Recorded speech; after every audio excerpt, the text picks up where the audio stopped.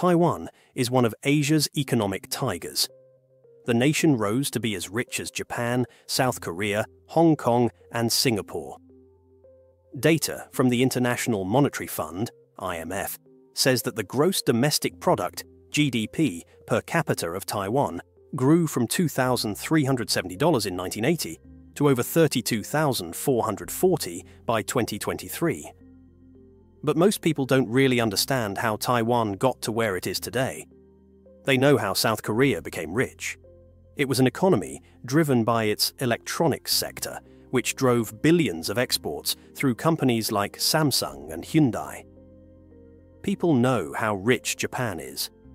They relied heavily on their automobile and electronics industries, with giants like Toyota and Sony leading the way.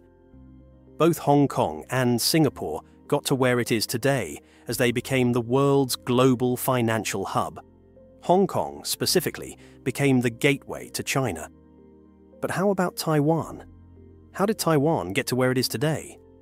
Well, Taiwan's path to becoming one of Asia's economic success stories is because of several strategic planning and an industrial revolution that only a few received in Asia in the 20th century. Prior to this era of economic growth, however, the island has played a major role as a trading hub under Dutch rule in the 1600s. By Japanese colonialism, Taiwan had undergone further economic development. This period of Japanese colonialism played an important role in Taiwan. Although this wasn't always seen as a good thing. Colonialism traditionally brings connotations of oppression and economic extraction, but Japan, as many historians argued, had several lasting positive effects on the island's infrastructure, economy, education system, and public health. These foundational changes were instrumental in Taiwan's post-World War II economic miracle, which propelled the country to modern economic success. When Japan took control of Taiwan following the First Sino-Japanese War in 1895, the island's infrastructure was underdeveloped, with poor transportation networks and little industrial capacity. The Japanese quickly sought to transform Taiwan into a productive colony that could serve as an agricultural hub for Japan. They initiated the railway system in 1899, which connected the northern and southern parts of the island and allowed for the more efficient movement of goods and people. By the 1930s, Taiwan had an extensive railway network, which contributed to the integration of local markets and the expansion of export-oriented agriculture. Japan also undertook efforts to modernize cities like Taipei and Kaohsiung. Japanese-style urban planning was introduced, with a focus on sanitation, clean water supply, and organized city layouts. As a result, Taiwan cities began to develop modern amenities that contributed to improved living standards for urban populations. Another significant role that Japan implemented was shifting Taiwan's economy from subsistence farming to a more market-oriented agricultural economy, with a focus on producing cash crops for export to Japan. The Japanese colonial administration viewed Taiwan as an agricultural appendage to the Japanese Empire, and thus they invested in increasing Taiwan's agricultural productivity. This led to an agricultural revolution, and by the 1930s, rice had become a major export crop, with approximately 45% of Taiwan's rice harvest being exported to Japan. As a result of all these, public health has improved. In 1906, life expectancy at birth was approximately 29 years for females. By the late 1930s, it had increased to 45 years. Over the same period, the overall mortality rate dropped from 33.4 per 1,000 people in 1906 to 18.5 per 1,000 in 1936. This sharp decline in mortality rates was largely due to better sanitation, disease control, and the introduction of modern healthcare services. The Japanese colonialism in Taiwan is a story that requires far more understanding. But we'll leave it for now and move on to the second stage of how Taiwan got rich.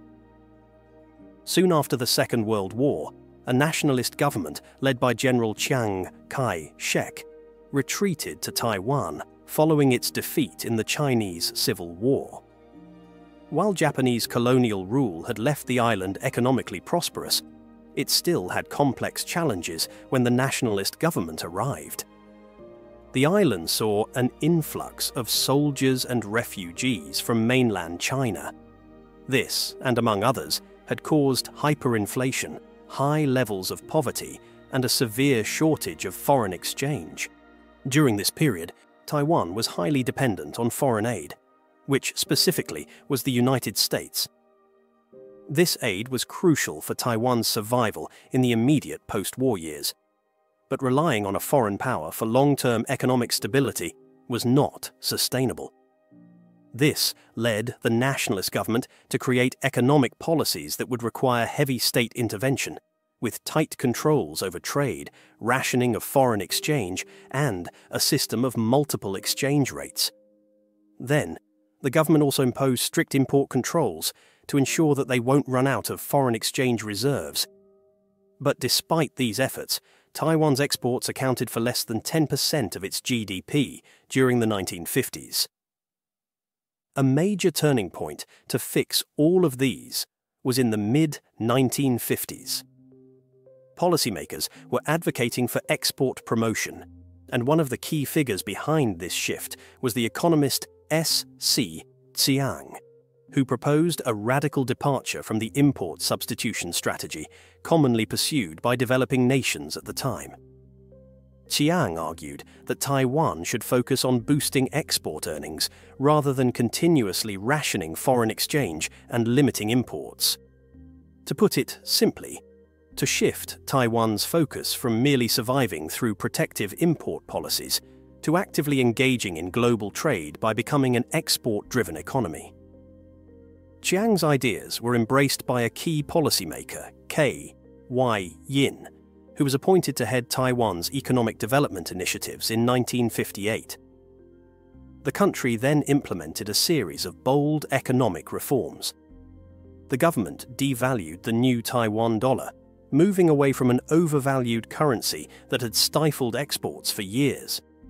In addition, the multiple exchange rate system, which had created distortions in the allocation of foreign exchange, was replaced with a more unified and market-oriented system. Exporters were now allowed to keep or sell their foreign exchange earnings, which provided a powerful incentive for them to increase exports. The effects of these reforms were immediate and profound. Taiwan's exports began to grow rapidly, and the country quickly became a major exporter of labor-intensive goods. The textile industry, for example, grew dramatically, with textile exports increasing from $2 million in 1957 to $29 million by 1962. Similarly, the electronics sector began to take off, setting the stage for Taiwan's eventual dominance in the high-tech sector. By the 1960s, Taiwan's economy was growing at an unprecedented rate, and the island became known as one of Asia's four tigers, along with South Korea, Hong Kong, and Singapore. The 1958 reforms led not only for Taiwan's exports to rise, but also allowed the country in the 1970s to become one of the world's leading exporters of electronics, textiles, and other manufactured goods. The government even further liberalized trade by reducing tariffs and removing remaining import restrictions. These reforms led to Taiwan creating its own set of conglomerates. But initially, it wasn't large businesses like that of South Korea and Japan. Taiwan's growth, however, was driven largely by small and medium-sized enterprises, SMEs. These enterprises accounted for over 60% of Taiwan's exports between 1981 and 1985, and were responsible for over half of the nation's total production value during the same period. But as years passed by, Taiwan went on to create their own large conglomerates that would also contribute a large proportion of its economy. This was seen in the country's high-tech manufacturing and the semiconductor revolution. It started when Taiwan's government had invested heavily in high-tech industries during the 1970s and 1980s. An institute known as the Industrial Technology Research Institute, ITRI, was established in 1973 to promote research and development in advanced technologies. This investment into the semiconductor industry then became the cornerstone of Taiwan's economic growth. In 1987, the government supported the creation of Taiwan Semiconductor Manufacturing Company, TSMC, which would go on to become the world's largest dedicated independent semiconductor foundry. TSMC's success not only solidified Taiwan's position as a global leader in the semiconductor industry, but also attracted other high-tech companies to the island, creating a robust ecosystem of innovation and manufacturing. But TSMC has not only made Taiwan important to itself, but to the rest of the world. As the world's largest independent semiconductor foundry, countries from the United States to China are now heavily reliant on the island. The US Commerce Secretary Gina Raimondo had once warned that a Chinese invasion of Taiwan and a potential takeover of TSMC, the world's leading semiconductor manufacturer, would be absolutely devastating to the US economy. Raimondo noted that 92% of its advanced chips are sourced from TSMC. This makes Taiwan very important to the US, so Taiwan's rise as a small island to becoming one of the world's most important countries is a result of many historical factors stretching as far back to the Dutch rule, and then followed by the Japanese colonialism. But anyway, do let us know what you think. Thanks for watching.